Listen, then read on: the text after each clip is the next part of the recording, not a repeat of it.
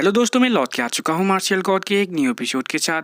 अब तक अगर आप लोगों ने हमारे चैनल को सब्सक्राइब नहीं किया तो सब्सक्राइब कर दीजिए इसी तरह की न्यू वीडियो डेली देखने के लिए। अब तक हमने मार्शियल गॉड में देखा कि एम्पायर सारे लोगों को कहने लगते हैं इस मिशन को इधर ही खत्म करने के लिए और इस टॉम से बाहर जाने के लिए, मगर मंकी ब्रदर कहने लगता है हम ऐसा नहीं कर सकते हैं और मंकी ब्रदर को उधर कोई स्पिरिचुअल पावर महसूस होता है। और आज के एपिसोड के शुरुआत में हमें दिखाया जाता है ब्रदर मंकी किंग और शूफेंग को उधर जो पानी जैसा चीज मिला था उसको मंकी किंग देख के कहने लगता है ये स्पिरिचुअल एसेंस है और इसका मतलब इधर कोई फॉर्मेशन होगा, मगर आखिरकार इधर तो सिर्फ इस फॉर्मेशन का एसेंस ही है, इसका मतलब किसी ने इस फॉर्मेशन को तोड़ दिया है। तभी शूफेंग कहने लगता है मगर इस फॉर्मेशन को तोड़ने का कोई ट्रेस इधर नहीं है, ऐसा कौन कर सकता है। तभी दिखाया जाता है शूफेंग कहने लगता है इसका मतलब स्पिरिचुअल एसेंस तो बहुत ही प्राइसलेस होगा और ये कह के शूफेंग उस स्पिरिचुअल एसेंस को एक बोतल में डालने की कोशिश करता है। तभी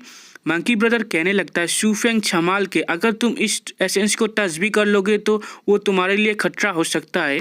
तभी शूफेंग मंकी किंग को कहने लगता है ब्रदर मंकी, आपको इसके बारे में चिंता करने की कोई ज़रूरत नहीं है और मैं इस चीज़ को रिफाइन करना चाहता हूँ। तभी अचानक से ब्रदर मंकी शूफेंग को कहने लगता है शूफेंग तुम इसे रिफाइन करने की कोशिश मत करना इतनी आसानी से, और नहीं तो तुम्हारा ही बुरा हो सकता है। तभी अचानक से मंकी किंग को किसी का हाथ उधर सुनाई देता है। तभी अचानक से मंकी ब्रदर शूफेंग को कहने लगता है शूफेंग इधर से चलो, और दोनों उधर से निकलने लग जाते हैं। तभी शूफेंग मंकी ब्रदर को कहने लगता है ब्रदर मंकी इधर क्या कुछ गलत हुआ है, आपने क्या इधर महसूस किया है। तभी मंकी ब्रदर कहने लगता है अभी मैंने 2 इविल स्पिरिट को महसूस किया है जो 9 लेवल ऑफ हेवन रिलिम में है।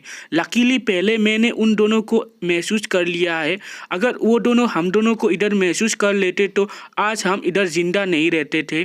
तभी थोड़ी देर बाद दिखाया जाता है शूफेंग और मंकी किंग उस टॉम के बाहर आ चुके हैं।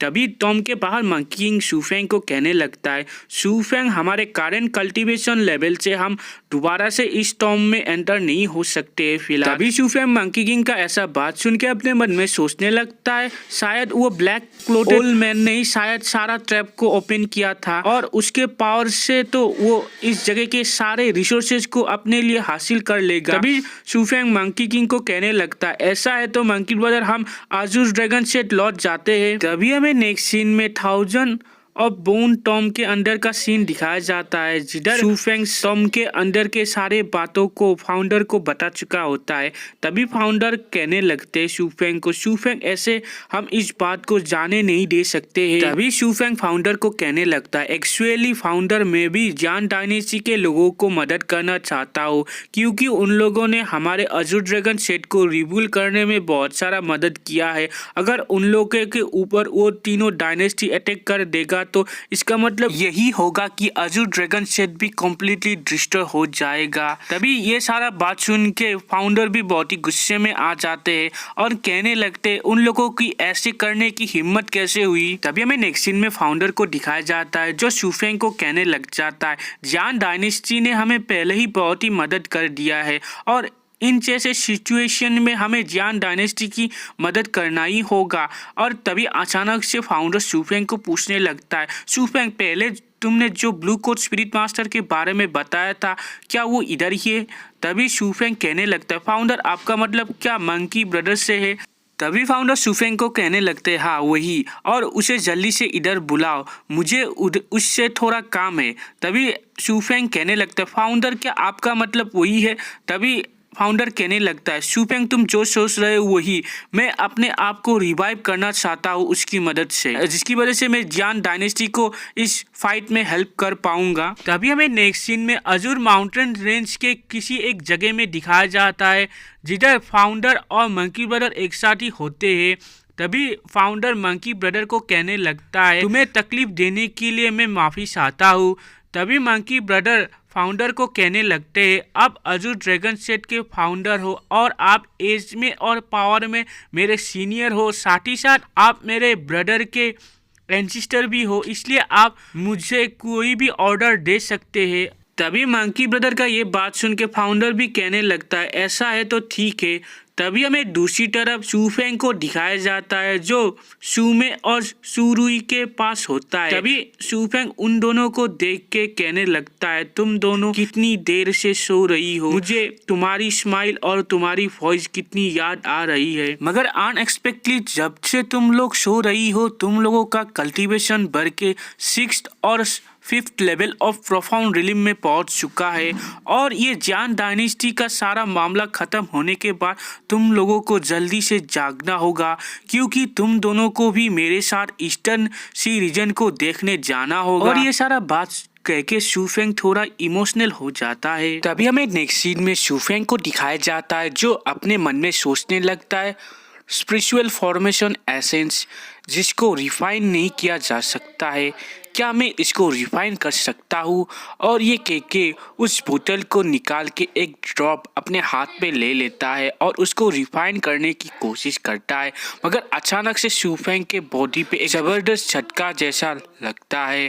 तभी हमें दिखाया जाता है शूफेंग के बॉडी के अंदर वो स्पिरिचुअल एसेंस शूफेंग के कोर के अंदर जाने लग जाता है और शूफेंग के कोर में जो डिवाइन लाइफनिंग के बीस्ट होते हैं उनमें से एक बीस्ट उस एसेंस को एब्जॉर्ब करके रिफाइन कर देता है। तभी हमें नेक्स्ट सीन में दिखाया जाता है शूफेंग अपने मन में सोचने लगता है, जैसा कि मैंने सोचा था मेरे डिवाइन लाइफनिंग बीस्ट इस एसेंस को रिफाइन कर देंगे मेरे लिए।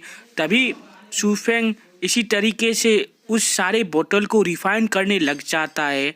तभी हमें थोड़ी देर बाद दिखाया जाता है शूफेंग 9 लेवल ऑफ प्रोफाउंड रिलिम में ब्रेक थ्रू कर चुका है। तभी उधर शूफेंग के पीछे डेंगडेंग आ जाती है और शूफेंग को कहने लगती है, शूफेंग पहले ही मैंने तुम्हें बताया था तुम्हें कल्टीवेशन रिसोर्सेज की कोई चिंता करने की कोई ज़रूरत नहीं है क्योंकि इस दुनिया में ये बहुत सारा है, दूसरे लोग इन जैसे रिसोर्सेज का इस्तेमाल नहीं कर सकते हैं मगर तुम कर सकते हो, इसलिए तुम्हें इसके बारे में चिंता करने की कोई ज़रूरत नहीं है। जब तुम ईस्टर्न सी रीजन में पहुंच जाओगे तुम्हें इन जैसे और बहुत सारे रिसोर्सेज मिल जाएगा और 7 साल बाद तुम कम्प्लीटली चेंज हो जाओगे।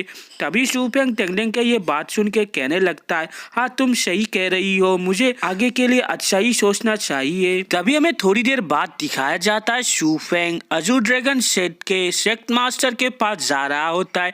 तभी शूफेंग सेक्ट मास्टर को पूछने लगता है, सेक्ट मास्टर क्या हुआ है? तभी सेक्ट मास्टर शूफेंग को कहने लगता है, शूफेंग क्या इधर कुछ गलत हो रहा है? तभी ये कह के सेक्ट मास्टर शूफेंग को एक लेटर देने लग जाता है। तभी शूफेंग उस लेटर को देखता है जो एक डायनेस्टी समनिंग ऑर्डर होता है जिधर लिखा होता है 9th प्रोविंस के सारे पावरफुल लोगों को जियान डायनेस्टी ने बुलाया होता है उनके एनिमी के साथ फाइट करने के लिए।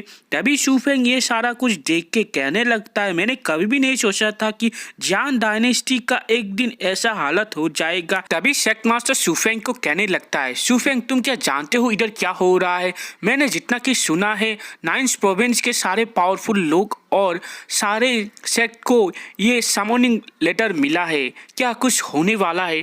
तभी सेक्ट मास्टर को शूफेंग कहने लगता है, सेक्ट मास्टर जियान डायनेस्टी के साथ साथ इस 9th प्रोविंस के लिए भी ये बहुत ही बड़ा खतरा है क्योंकि 3 बड़े बड़े डायनेस्टी ने एक साथ मिलकर जियान डायनेस्टी के ऊपर अटैक कर दिया है। पहले की बात होती तो जियान डायनेस्टी आसानी से संभाल लेता, मगर अब जियान डायनेस्टी का ओल्ड एंसेस्टर हेवनली इंजूर है जो फाइट कर नहीं सकता है, इसलिए ये बहुत ही बड़ा खतरा हो चुका है हमारे लिए। और अगर वो तीनों डायनेस्टी जियान डायनेस्टी के ऊपर कंट्रोल कर लेगी तो इसका इफेक्ट अजूर ड्रैगन सेट में भी पड़ सकता है। ये बात सुन के सेक्ट मास्टर कहने लगते हैं, मैंने इसके बारे में कभी भी नहीं सोचा था। तभी शूफेंग अपने मन में सोचने लगता है, फिलहाल हमें अपनी फुल पावर से उन तीनों डायनेस्टी का सामना करना होगा, मगर मैं ये होप करता हूँ कि वो तीनों डायनेस्टी थोड़ा लेट अटैक करे जिसकी वजह से हमारे फाउंडर रिवाइव हो जाए और हमारे फाउंडर के पावर की मदद से हम जियान डायनेस्टी को हेल्प कर सकते हैं।